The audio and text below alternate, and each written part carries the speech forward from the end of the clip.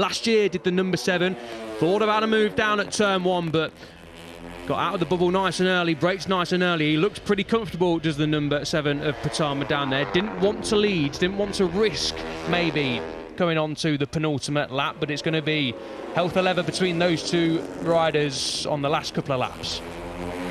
Yeah, Odaki out to spoil the homecoming of Veda Pratama, just like the Indonesian rider did to him back in Japan, back in Motegi, but it's Odaki out front. Pratama is all over that rear wheel of the Japanese rider. Where is he going to make a move here, El? I'm not quite sure.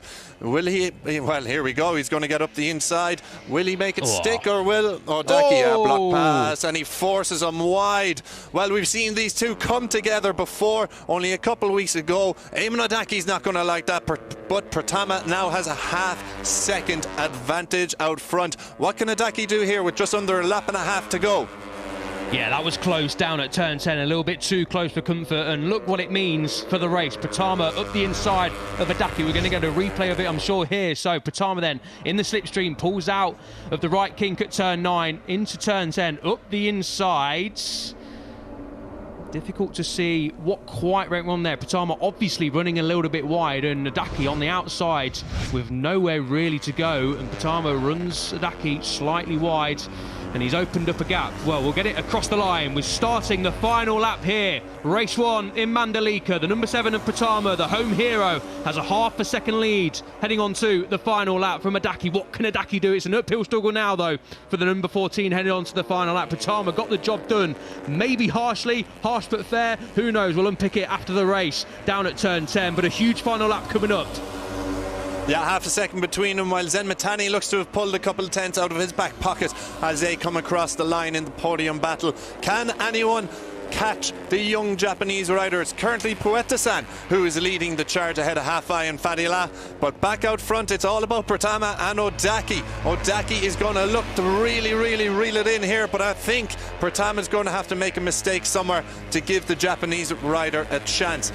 Just over half a lap remaining. The number 11 of Chavan, who unfortunately crashed out earlier on, is going to get hopefully out of the way of this battle, but Odaki has closed down then in the first sector. It's gone from half a second down to a couple of tenths of a second, so maybe a bit of slipstream coming into play through the opening section, the fast sweeping section, and Odaki, as you can see, is right on the coattails now of Pratama, the number 7. And coming into the final sector now, Odaki is all over him. Will he get his opportunity? He's going to have a couple of passing opportunities coming through the final sector.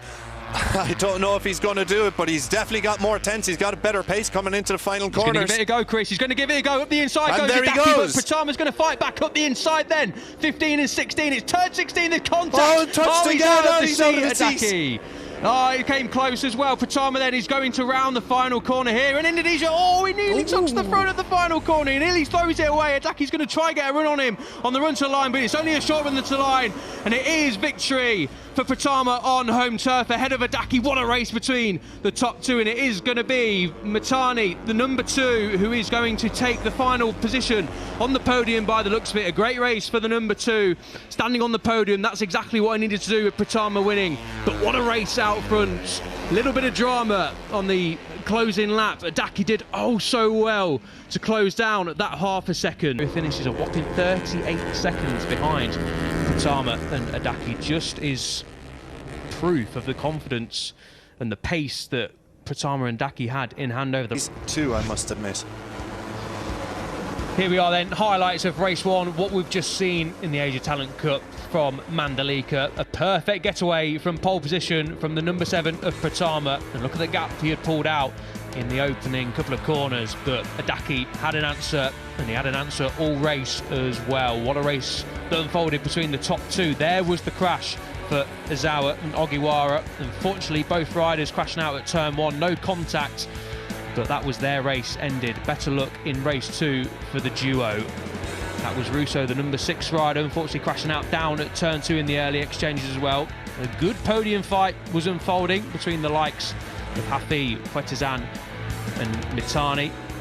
But this is where the real fight was unfolding. At the front, Odaki wasn't letting Pratama get away, and this is the final couple of corners. Patama diving up the inside after Odaki had just done the same. Odaki out of the seat a couple of times on the dirty line on the outside of 16. Patama thought he got the job done, but then had a little front end tuck through turn 17, had to get on the power hard, get tucked behind the bubble, but at that point he knew he was a race winner on home soil. Odaki unfortunate to just miss out by a couple of attempts, but for the 4th time in a row, it is the number 7 of Patama standing on the top step, and this time it's on home turf. The two congratulate each other at the end of the race, but do tune in tomorrow morning before the Grand Prix action starts, because if that is anything to go by, what a treat we have in store. See you then.